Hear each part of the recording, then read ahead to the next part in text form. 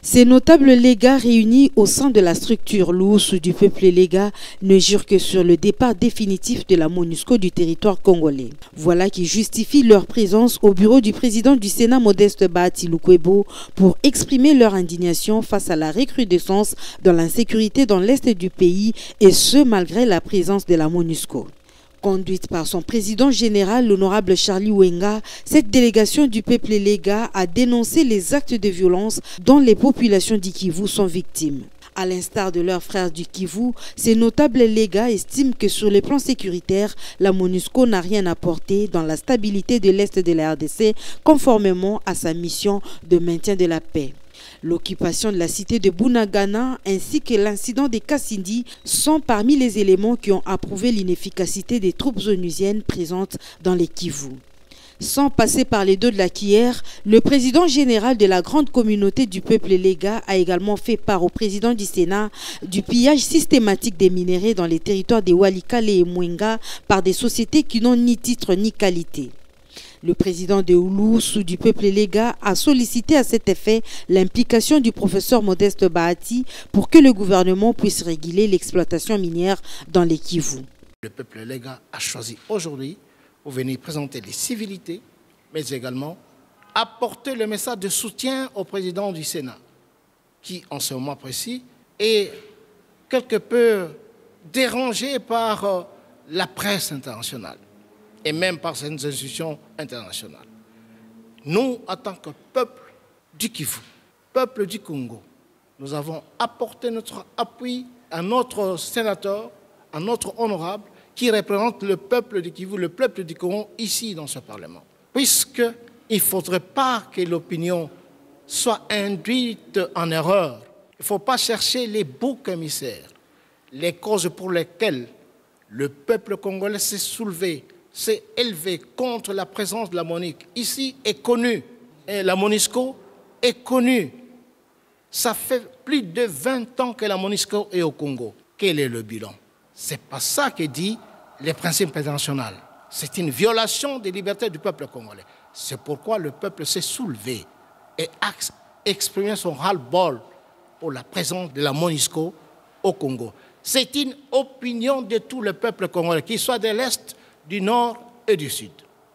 Le mouvement des populations congolaises contre la présence de la MONUSCO au Congo, les éléments déclencheurs de ce mouvement sont d'abord 1. L'agression par le M23, juste après la rencontre de notre président de la République en Jordanie avec le président rwandais. Les forces M23 du Rwanda ont agressé le Congo juste après. 2. Ce qui a énervé les Congolais, les images de la rencontre secrète entre le commandant de la MONUSCO et les autorités militaires rwandaises au Rwanda. 3. Les attaques successives de l'armée rwandaise à Runyonyi, Kianzu, Rumangabo, Bunagana, Rutshuru. 4. L'occupation de Bunagana, ça fait aujourd'hui 2 mois, par les forces M23 du Rwanda. 5. Le discours partisan du chef de la MONUSCO au Conseil de sécurité des Nations Unies en fin juin 2022.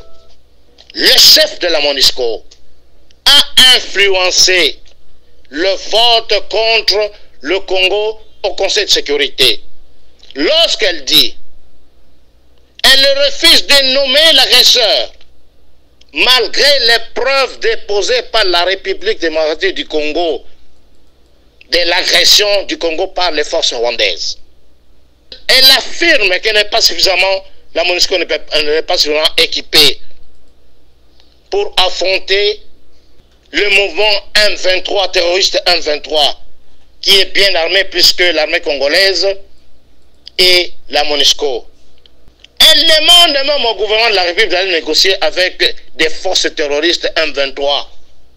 Et donc, les Nations Unies, par la MONUSCO interposée, voudraient mettre l'État congolais face à un mouvement terroriste Où a-t-on vu ça? Dans quel pays souverain on peut se comporter comme ça? Est-ce que la France, les États-Unis, l'Angleterre, qui appuient, peuvent accepter de négocier avec les forces terroristes?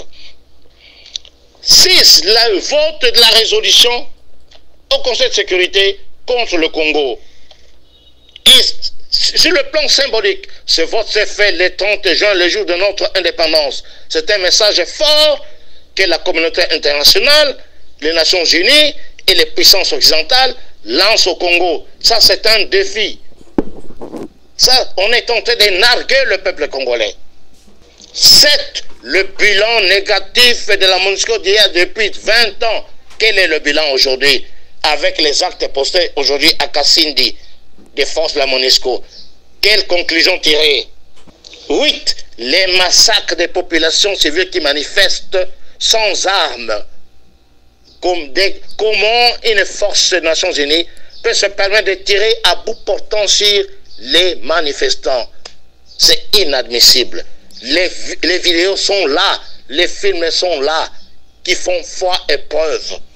Conclusion, sincèrement, Excellence Monsieur le Président de la République, Excellence Monsieur le Premier ministre, honorable Président du Sénat, honorable Président de l'Assemblée nationale, c'est scandaleux.